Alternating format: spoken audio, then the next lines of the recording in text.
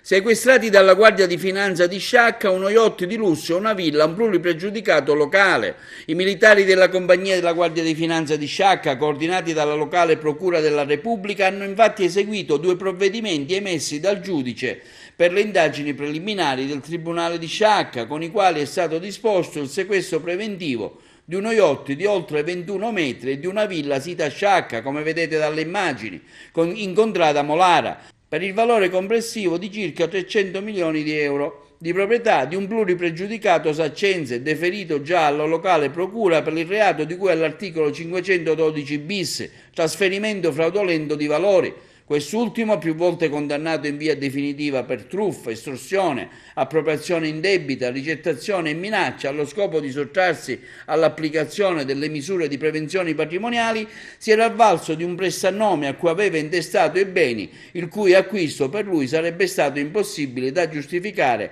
con le risorse reddituali e patrimoniali ufficialmente dichiarate. Il provvedimento di sequestro eseguito rappresenta perciò il risultato di un accertamento condotto sotto la direzione della Procura di Sciacca, con la precisione e l'accuratezza indispensabile a conferire efficacia all'azione di contrasto ed economico alla criminalità sia comune che organizzata.